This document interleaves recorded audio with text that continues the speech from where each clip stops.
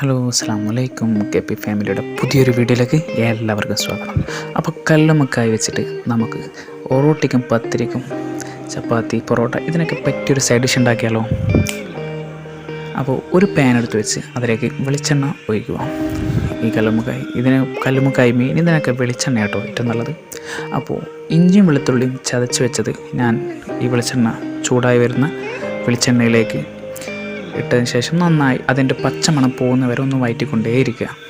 അതിൻ്റെ പച്ചമണം പോയിന്ന് കണ്ടാൽ നമ്മൾ എന്ത് ചെയ്യുക, ഞാനിവിടെ 2 സവാളയാണ് എടുക്കുന്നത്. 2 സവാള കുനുകുന അരിഞ്ഞത്, നമ്മൾ ഓംലെറ്റിനൊക്കെ അരിഞ്ഞ് വെക്കൂലേ ആ ഒരു രീതിയിൽ അരിഞ്ഞതിന് ശേഷം അതിൻ്റെ കൂടെ ഒരു 4 പച്ചമുളകും കൂടി ഞാൻ ഇടുന്നുണ്ട്.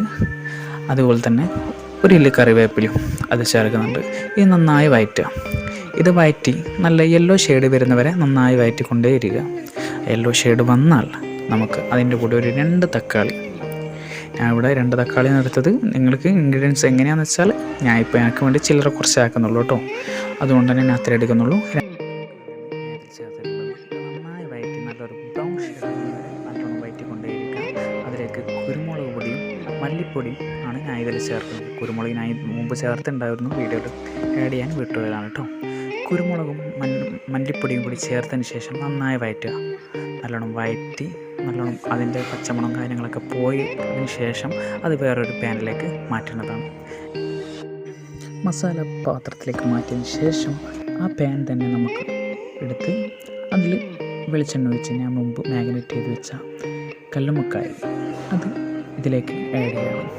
ഇതിലിട്ടതിന് ശേഷം നന്നായി അതൊന്ന് മുരിഞ്ഞ് വരുന്നവരെ, ഒന്ന് വെന്ത് വരുന്നവരെ നമുക്കത് വഴറ്റിക്കൊണ്ടേയിരിക്കും. ഇതിൽ ഞാൻ മുളക് പൊടിയും മഞ്ഞൾപ്പൊടിയും ഉപ്പും ചേർത്തിട്ടാണ് അത് മാഗ്നേറ്റ് ചെയ്ത് വെച്ചത്.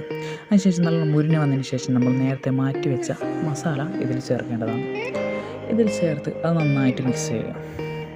നല്ലോണം മിക്സ് ചെയ്ത് കഴിഞ്ഞ് ഒന്ന് അതിൽ കല്ലുമ്മക്കായൻ്റെ വെള്ളമൊക്കെ ഇറങ്ങിയ ശേഷം അതിലേക്ക് ഒരു ഇല്ലി കറിവേപ്പും കൂടി ഇട്ട് കഴിഞ്ഞാൽ സംഭവം സെറ്റാണ് മോനെ.